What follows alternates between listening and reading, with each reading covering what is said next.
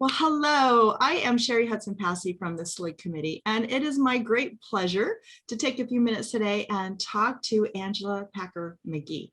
Now, Angela is the coordinator for our wonderful SLIG fall course, Advanced Evidence Analysis Practicum. That's a long title. That's a long title. A long title. And it's going to be held Thursdays, October 14th through November 15th. And there's two times. There is the morning class is 9 to 11, and there's an option for 12 to 2.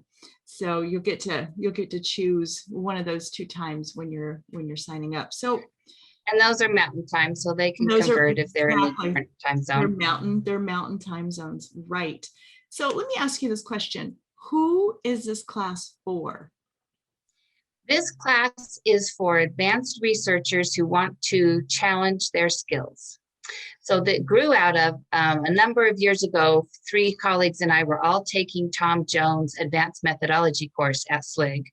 And we loved it, but we especially loved the homework, right? Because we can sit in class and learn these concepts all we want, but it was really a challenge to see if we could solve this case he gave us with probate records. Mm-hmm. And, we loved that. We wanted hands-on. We wanted to test ourselves more to see if we could solve these cases. And so we pitched the course to SLIG and said, we want a whole week of just these Tom Jones homework projects. And they were a little hesitant at first, but they said, we'll give you this time slot from 4 to 6. After all the other courses are done, you can have a room and you can try it. And it was very popular. We got great instructors to come. We had challenging cases for the students to work on. And we did that for several years at SLIG.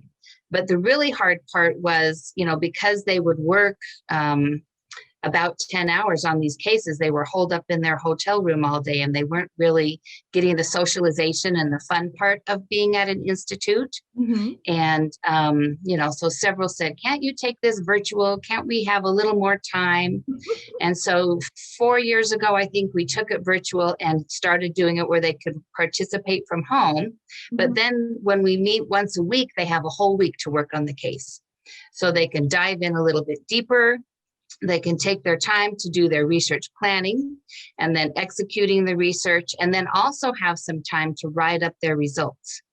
And, we're flexible on the writing up. Some people like to write it up like a research report. Some people like to write it up like a proof argument. If some people spend all their time researching and really just want to do a 1-page summary of how far they got, that's okay. But they submit those to the instructor so they can review those before the group discussion where we discuss the case. So the way it works is 1 week, the instructor comes and introduces the students to the case. This is your starting point information. They usually provide a few documents, maybe some resources for working in that time period or location, and then let them go and work on it, for a week. And we do have some helps because we don't want people, we are trying to challenge their skills. If you can use indirect evidence, if you could use different methodologies, fan club, a lot of analysis and correlation, but we don't want them to get totally frustrated. So sometimes we have clues, if they want to email in and get a clue or a record that we would make available. Mm-hmm. So we have, ways to help them to work these cases because they can be a challenge. And the goal is not for the students to solve every case. The goal is to learn something from every case. Exactly. So sometimes, the instructor will even start with that. Okay, what did you try that didn't work? And they'll talk about, so it's a group discussion. Well, I tried this and I looked at that, and this is what got me off track. Mm-hmm. Or that's the clue I didn't pick up on. And yeah, so the instructor will have this discussion with the class to learn from everybody's experience, what worked, what didn't work. Sometimes students even find a record that the instructor didn't have, which is kind of exciting. And some of that is because more records are coming online. Oh, sure. And sure. They didn't know that, but it's a fun challenge. This year, I'm featuring some new instructors. So we've got two that are returning. Karen Stanberry and Paul Woodbury have new cases. So this year is all new cases. I was just And going to ask you that. Are yes, they new everybody cases? asks every year. Yeah. Because sometimes I have favorite cases and I wish I could repeat them, but there are a few students that were coming every year and always wanted new cases. And then for 2 years, we did all cases with DNA to kind of challenge people integrating the DNA and the documentary research and seeing if they could solve those cases. This year, we're back to more traditional evidence analysis cases. So they come from a variety of locations, a variety of time periods, and using different methodologies. So when I get proposals for this course, I select them based on, a wide variety to give a big experience. So Karen and Paul are returning, and then I have 3 new instructors, but they have all been students in the course. 1, 2, or 3 years. Some of them took it several years, so they know the format really well. They've all become certified genealogists since they took the practicum. And so we have Yvette Hoiting, Sharon Hoyt, and Robbie Johnson joining us on the faculty this year. Fabulous. So I'm excited about the cases. We don't give information ahead of time, about what kind of cases, just the instructors, but I promise you a good challenge this year if you want to test your skills. Sounds fabulous. Sounds fabulous. This is one of those classes that everybody wants to take at some point. People get nervous about taking it. What do you say to people who are a little nervous about maybe the time, the homework commitment? Yeah, some people get a little nervous. I say, if you want to test your skills, jump in. Now, we do have prerequisites. We recommend that you've already had, an advanced methodology course from any of the institutes or equivalent experience. So they can send me a message that tells their experience, or they can write a paper to show that they have that experience, because we don't want, a beginner or early intermediate jumping in and being overwhelmed, right? So it is for a more advanced researcher. But now that you have a week, I think that there's nothing to be afraid of, right? You can learn something from everyone. And some of my students are disciplined and they give themselves 10 hours and then stop. Yvette was one of those. She said, I have 10 hours on the weekend and then I'm done. And so she solved a lot of the cases, but maybe sometimes, she ran out of time before she finished, but she still learned something. Exactly. Other people want to put in more time and really get as much out of it as possible. So they might put in 20 hours over the week. That's up to them. Right. How much time researching, how much time writing, what skills they want to focus on. Right.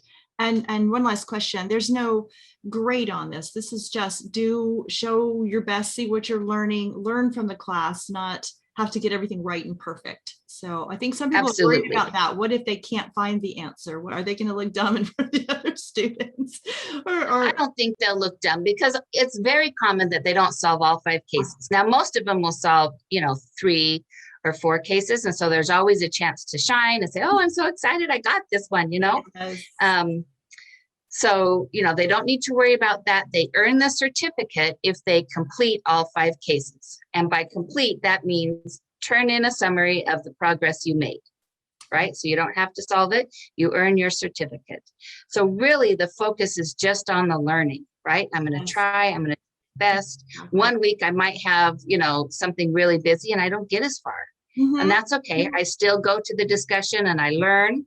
And after the discussion between the students and the instructor will walk through how they solved the case. Yes. So you can see, and then also they provide a written summary, right? So if you didn't get all the intricacies when they were presenting it, you've got their written proof argument that you can go home and study and compare to the work you did. So you can extend the learning that way.